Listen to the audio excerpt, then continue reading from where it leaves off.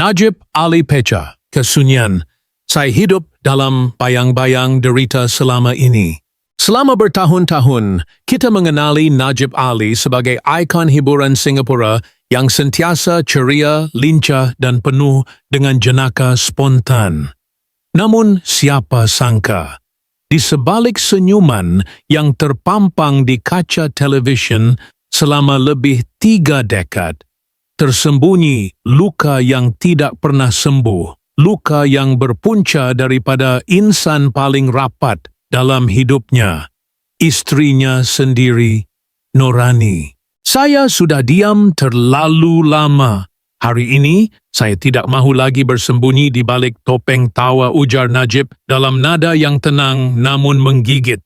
Ketika muncul secara mengejut dalam satu temu bual eksklusif di rancangan Suara Dalam Gelap.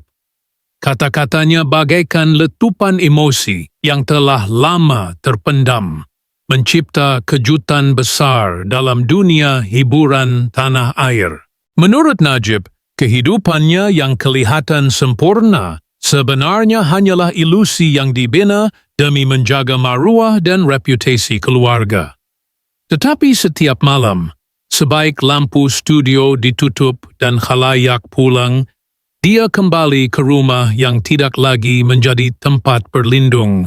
Sebaliknya, menjadi medan luka dan kepedihan emosi yang berlarutan bertahun-tahun lamanya. Norani, wanita yang pernah dicintainya dengan sepenuh hati, perlahan-lahan berubah seiring dengan waktu. Di awalnya saya fikir ia hanya tekanan rumah tangga biasa. Tapi lama-kelamaan, dia menjadi orang asing. Kata-katanya menikam. Tindakannya melukai jiwa saya. Luah Najib sambil memejam mata menahan air mata yang hampir tumpah. Dia menceritakan bagaimana Norani sering memperkecilkan pencapaiannya sebagai pengacara dan penerbit. Di mata wanita itu, kejayaan suaminya hanyalah hasil dari berlaga, bukan bakat. Setiap trofi yang dibawa pulang, setiap sorakan peminat yang diterima, semuanya dipandang sinis oleh Norani. Dia kata saya pelawak murahan. Dia pernah kata saya tak layak dihormati, walaupun satu negara kenal nama saya. Apa yang lebih menyakitkan ialah manipulasi emosi yang berlaku secara senyap. Norani sering menggunakan kesetiaan dan kelembutan Najib sebagai senjata untuk mengawal setiap aspek kehidupannya, dari keuangan hinggalah hubungan sosial. Najib tidak dibenarkan berkawan dengan sesiapa yang tidak disenangi oleh Norani. Malah, dia pernah diarahkan untuk memutuskan hubungan kerja dengan seorang rakan penerbit hanya kerana wanita itu terlalu ceria menurut istrinya. Saya mula meragui diri sendiri. Saya hilang kepercayaan terhadap keputusan saya. Saya takut berkata tidak. Saya takut membuat pilihan yang salah. Bukan kerana saya tidak yakin, tetapi kerana saya tahu saya akan dihukum secara senyap di rumah. Katanya dalam nada yang perlahan, tapi penuh kepedihan. Namun, titik puncak segala penderitaan berlaku 3 tahun lalu ketika Najib mengalami serangan panik semasa bersiaran langsung. Ramai menyangka ia berpunca daripada tekanan kerja, namun hari ini dia mengaku bahawa malam sebelum kejadian itu, Norani telah menghina ibunya yang sudah tua dan mengugut untuk mendedahkan rahsia rumah tangga mereka kepada media. Saya hancur waktu itu. Saya sudah tiada tenaga untuk berpura-pura. Apa yang mengejutkan, meskipun melalui semua itu, Najib masih memilih untuk berdiam diri kerana takut anak-anaknya membenci ibunya. Saya lebih rela menderita dalam senyap daripada melihat anak-anak saya terbelah 2. Tapi penderitaan ini, ia meresap ke dalam tulang. Saya tidak mahu mati dalam keadaan orang menyangka saya bahagia sedangkan saya hidup dalam penjara emosi. Pendedahan mengejutkan ini turut mengundang pelbagai reaksi dari peminat dan rakan industri. Ramai yang tampil memberikan sokongan moral kepada Najib yang selama ini dianggap sebagai simbol kekuatan dan ketenangan. Namun kini, mereka mula melihat sisi manusiawi seorang figura awam yang selama ini didera secara emosi dalam senyap. Najib tidak menyatakan dengan jelas apakah status hubungan mereka kini. Namun katanya, "Saya tidak mencari simpati. Saya hanya mahu kejujuran kembali dalam hidup saya. Kalau saya boleh ketawa di hadapan berjuta-juta orang, saya juga berhak menangis di hadapan kebenaran." Dan di situ Najib berhenti seketika. Pandangannya tajam tetapi tidak marah. Mukanya tenang tapi tidak pasrah. Seolah-olah ada banyak lagi kisah yang belum terungkap, menunggu masa untuk dibongkar, sedikit demi sedikit, seiring keberanian yang baru ditemui. Sebuah kesunyian telah dipecahkan, tapi gema pengakuan ini masih bergema di hati mereka yang pernah menyangka Najib Ali adalah lelaki yang sentiasa menang. Dan kini kita tahu, senyumannya bukan selalu tanda bahagia. Kadang-kadang, ia hanyalah jeritan diam yang tak mampu didengar siapapun. Malam di Singapura pada satu ketika terasa panjang luar biasa, terutama bagi seorang lelaki bernama Najib Ali, ikon budaya popular Melayu, yang wajahnya menghiasi ribuan jam siaran, tetapi kini hanya merenung bayang-bayang dirinya di cermin rumah. Cermin itu pernah menjadi saksi kepada saat-saat manis perkahwinan beliau dengan Norani, seorang wanita anggun yang dikenalnya semasa zaman university, wanita yang suatu ketika dahulu menjadi pusat dunia dan inspirasi seninya. Tetapi segalanya berubah secara perlahan. Bukannya satu ledakan, tetapi lebih kepada pengikisan, sedikit demi sedikit, sehingga Najib tidak lagi mengenali dirinya sendiri. Permulaan yang indah. Tetapi ada retak halus Najib dan Norani bertemu dalam satu program seni budaya ketika kedua-duanya baru berumur awal 20-an. Norani pada waktu itu ialah pelajar teater dengan senyuman yang boleh mematikan ruang. Dia menulis puisi, membaca Dostoyevsky, dan bercita-cita membuka rumah seni untuk kanak-kanak miskin. Najib, yang masih mencari arah dalam dunia hiburan, terpesona oleh keberanian dan kecerdasan wanita ini. Mereka berkahwin setelah 2 tahun bercinta. Awalnya, Norani adalah tulang belakang Najib. Setiap skrip ditulisnya dibaca Norani dahulu. Setiap persembahan ditonton, dikritik dengan jujur. Namun, selepas kelahiran anak kedua mereka, sesuatu dalam hubungan itu mula berubah. Norani mulai menarik diri daripada dunia seni dan beralih kepada kehidupan yang lebih tertutup, lebih konservatif. Najib pada masa itu sedang memuncak. Asia Bagus, Impact Maxima, Anugerah Planet Music, semuanya meletakkan namanya di puncak industri. Dan Norani, dia mula berkata, "Kau milik dunia, bukan aku lagi." Perlahan-lahan, dia membisu di rumahnya sendiri. Apa yang dilihat oleh orang ramai sebagai pasangan ideal sebenarnya hanyalah lakonan tanpa skrip.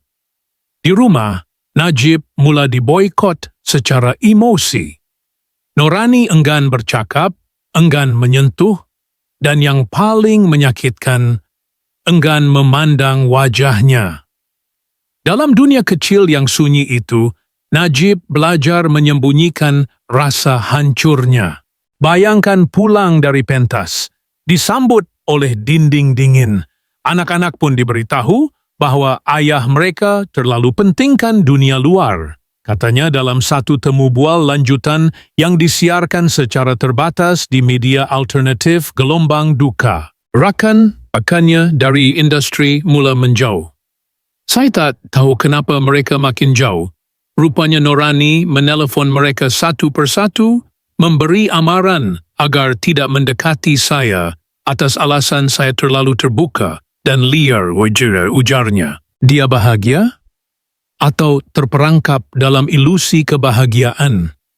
Najib sering memuat naik gambar dirinya yang tersenyum, ketawa bersama artis muda, membuat video pendek penuh inspirasi. Tetapi menurut pengakuannya, semua itu hanyalah pengganti kepada terapi yang saya tak mampu dapatkan. Tadi pagi tanya saya bahagia? Jawaban jujur saya tidak tahu makna bahagia itu lagi. Saya hidup dalam fangsi. Saya bekerja, saya ketawa, saya diam, tapi saya tak rasa. Pernah suatu malam, selepas program ulang tahun Asia Bagus, beliau menangis hampir 2 jam di bilik hotel Marina Bay Sands. Bukan kerana kesedihan, tetapi kerana beliau tidak tahu mengapa air mata itu keluar. Mungkin saya dah terlalu lama tak menangis, atau mungkin tubuh saya akhirnya menyerah. Bayang-bayang dan bisikan yang tidak pernah reda. Dalam pendedahannya, Najib tidak menuduh Norani secara terang-terangan sebagai pendera. Sebaliknya, dia banyak menggunakan frasa seperti dia hilang arah, mungkin dia juga luka dalam dirinya. Saya pun bukan sempurna. Ini membuatkan ramai tertanya-tanya. Apakah benar Norani kejam? Atau adakah ini hanya sebahagian daripada konflik psikologi yang lebih rumit? Menariknya, tiada satu pun kenyataan dari Norani semenjak pengakuan Najib mula tersebar. Akun media sosialnya kosong. Teman-teman rapatnya enggan memberikan komen. Beberapa wartawan hiburan percaya Norani telah meninggalkan negara secara senyap ke Indonesia pada awal tahun 2024, membawa bersama seorang anak lelaki mereka. Apakah itu satu pengakuan bersalah? Atau adakah dia berundur untuk menjaga ketenangan keluarga? Titik yang belum bersambung. Dalam rumah Najib kini, yang dulunya penuh tawa anak-anak dan bau makanan kegemarannya, nasi dagang buatan Norani tinggal hanya bayang-bayang. Anak sulungnya, yang kini menetap di Melbourne, pernah memuat naik satu status ringkas. Kadang kita perlu memilih antara berdiri untuk diri sendiri atau terus menyelamatkan yang tidak lagi boleh diselamatkan. Najib kini menulis jurnal. Setiap malam dia mencatat mimpinya. Dalam satu catatan yang dikongsikan kepada wartawan Lensa Sastera, beliau menulis, "Malam tadi, saya mimpi Norani tersenyum kepada saya. Tapi ketika saya mendekat, senyuman itu hancur menjadi kaca. Saya berdarah, tapi saya tetap berdiri." Dan cerita ini masih belum selesai. Ada banyak ruang yang belum dijelajahi, tentang cinta yang hilang arah, tentang luka yang tidak kelihatan, dan tentang seorang lelaki yang semua orang fikir mengenalnya. Tapi sebenarnya, tidak pernah betul-betul tahu. Setiap pagi, Najib akan bangun sebelum subuh. Dia akan berjalan perlahan ke dapur, menyentuh cerek yang sama Norani pernah gunakan untuk bancuh teh halia. Tangannya tetap menggigil walau air masih belum panas. Dalam senyap, dia akan duduk di meja makan, melihat ke arah kerusi yang pernah diduduki istrinya, seolah-olah berharap kerusi itu bersuara, memberi isyarat bahwa semua ini hanyalah mimpi panjang yang belum tamat. Namun realiti kekal sunyi. Najib Ali kini bukan sekadar seorang selebriti. Dia adalah sebuah enigma. Lelaki yang semua orang fikir mereka kenal, tetapi sebenarnya hanya mengenal versi Najib yang disunting rapi oleh kamera dan pentas. Lelaki itu dengan jenaka cerdas, baju berwarna terang, dan tawa yang bergegar, tidak selalu selari dengan suara hati yang berbisik dalam sepi. Aku letih. Ruang rumah yang penuh dengan bunyi kenangan. Najib tinggal di sebuah rumah 2 tingkat di kawasan Bukit Timah. Rumah itu sunyi, tetapi tidak pernah benar-benar diam. Setiap dinding bercerita. Dalam bilik bacaan, masih tergantung potret mereka berdua di Bali, tempat bulan madu pertama dan juga terakhir sebelum Norani enggan melancong lagi. Di rak buku, terselit buku puisi tulisan tangan Norani. Antara helaian itu, ada sehelai nota yang ditulis tahun 2004. Saya takut awak akan memilih dunia berbanding saya. Nota itu tak pernah dibaca sampai 2023 ketika Najib secara tak sengaja menjatuhkan buku sewaktu menyusun rak. Itulah kali pertama dia menangis dalam hampir 7 tahun. Konflik dalaman antara kasih sayang dan rasa bersalah Najib bukan mangsa yang sempurna. Dia mengakui pernah mengabaikan Norani ketika kerjayanya memuncak. Saya fikir menyediakan rumah besar dan wang yang cukup akan menggantikan pelukan, masa bersama, dan perbualan yang jujur, katanya. Tapi dia tidak sedar. Ketika dia sibuk menjadi bintang kepada dunia luar, istrinya perlahan-lahan menjadi bayang dalam rumah mereka sendiri. Ironinya, Norani bukan seorang wanita kejam. Dalam banyak rakaman lama yang Najib simpan secara rahsia, suara Norani lembut, penuh kasih. Dia rajin memasak, menjaga anak-anak dan menghantar mesej lucu kepada suaminya setiap kali Najib pergi penggambaran luar negeri. Jadi apa yang berubah? Adakah cinta mereka benar-benar pudar? Atau ada sesuatu yang lebih gelap menyusup ke dalam hubungan itu? Ars itu dan sebuah nama yang tidak pernah disebut lagi. Dalam jurnal pribadinya, Najib pernah menulis, malam 21 Februari 2021, Norani keluar rumah tanpa menoleh. Anak lelaki saya panggil nama seseorang, bukan nama saya, bukan nama mamanya, tapi Ari. Siapa Ari? Nama itu tidak pernah muncul dalam mana-mana perbualan selepas itu. Najib tidak pernah bertanya. Tidak pernah mendesak, tapi dia mengaku bahawa malam itu dia mula bermimpi buruk. Setiap kali dia tidur, dia bermimpi berada dalam bilik yang terkunci. Di luar pintu ada suara lelaki. Kadang-kadang suara itu ketawa. Kadang-kadang ia menjerit namanya. Ari, siapa Ari?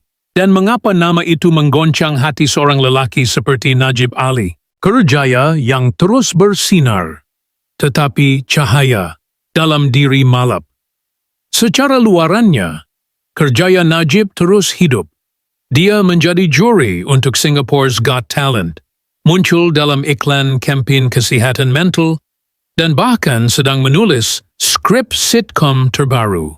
Tapi semua itu kini menjadi alat untuk bertahan, bukan untuk berkembang. Penerbit terdekatnya, Yasmin, pernah berkata, kadang-kadang saya tengok dia duduk depan kamera, tapi matanya kosong.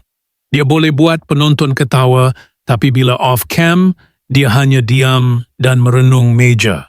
Najib kini berpegang pada terapi seni, melukis, menulis, dan membuat filem pendek yang tidak pernah ditayangkan.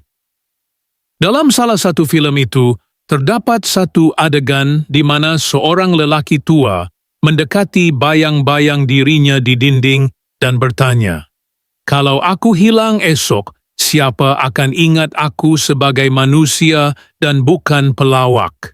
Persoalan yang belum terjawab. Norani kini seperti bayang-bayang, tiada di media, tiada di akara keluarga, tiada di mata umum. Anak-anaknya membisu, hanya sesekali menyukai gambar ayah mereka di Instagram, tetapi tidak pernah meninggalkan komen. Rakan-rakan lamanya mula berbisik, Ada yang kata Norani telah masuk ke dalam kelompok spiritual tertutup di luar negara. Ada pula yang percaya dia jatuh cinta kepada seorang lelaki muda yang dikenalinya secara rahsia melalui kursus yoga online semasa pandemik. Ibn tiada bos. Dan Najib, dia tidak mau tahu. Atau mungkin, dia terlalu takut untuk tahu. Penutup yang belum selesai. Setiap malam, sebelum tidur, Najib akan menyalakan lilin kecil di tepi katil. Itu tabiat baru sejak Norani pergi. Lilin itu katanya adalah cara paling senyap untuk memberitahu saya masih hidup. Di sabana lilin, ada ribuan telefon lama yang tidak pernah dibuang. Telefon itu pernah menerima message terakhir dari Norani. Saya doakan awak tetap kuat walau dunia tak pernah faham hati awak. Dan Najib, meski sudah membaca message itu ratusan kali, masih belum membalas. Kerana mungkin dia sedang menulis jawapan itu melalui hidupnya sendiri. ChatGPT dan Noi. Hujan mula turun perlahan. Titisan air memantul di cermin tingkap bilik bacaan, memecah sunyi malam yang sudah terlalu biasa buat Najib. Dia memegang secawan kopi yang hampir sejuk, lalu meletakkannya di atas meja tanpa menyesap. Matanya tertumpu kepada satu bingkai gambar lama, potret keluarga di kebun teh Cameron Highlands, diambil hampir 2 dekad lalu. Di dalam gambar itu, Norani tersenyum lebar. Tangannya menggenggam erat bahu Najib. Di sisi mereka, anak-anak masih kecil, berbalut jaket tebal, ceria tanpa beban. Namun senyuman itu kini terasa seperti potret palsu. Atau mungkin segalanya memang pernah indah sebelum semuanya berubah. Najib memejam mata, dan hanya dalam sekelip mata, dia kembali ke tahun 2006, tahun di mana semuanya mula retak. Dalam diam, tiada bunyi patah, hanya rasa renggang yang perlahan menusuk. Malam itu, selepas dia pulang dari penggambaran maraton selama 4 hari, rumah dalam keadaan gelap. Anak-anak sudah tidur. Norani duduk di ruang tamu, lampu hanya dinyalakan separuh, dan di depannya surat. Bukan sekeping, tetapi banyak. Surat-surat yang ditulis oleh peminat, kebanyakannya wanita, disusun rapi di atas meja. "Awak baca semua ni?" tanya Najib, suaranya bergetar walau cuba dikawal. Norani tidak menjawab. Hanya mengangkat satu surat, membacakan petikannya. "Najib, kalau awak bukan milik orang, saya dah lama tunggu awak di lobi hotel." Dia tidak menuduh, tidak menjerit. Tapi ketenangan itu yang menakutkan. Najib cuba menjelaskan, cuba mengalihkan perhatian, cuba ketawa kecil. Tapi malam itu, ketawa dia mati di kerongkong. Sesuatu telah berpindah dalam mata istrinya. Bukan cemburu, bukan marah. Tapi seolah-olah Norani sudah mula melihat dirinya sebagai orang luar. Sejak malam itu, dia tidak lagi menyentuh tangannya seperti dulu. "Aku bukan suami yang sempurna," Najib berbisik kepada dirinya di masa kini. "Tapi aku juga bukan lelaki jahat." Dia bangun perlahan, berjalan ke laci kecil di sudut bilik. Dari laci itu, dia keluarkan sesuatu, sebuah kotak kecil berbalut kain batik.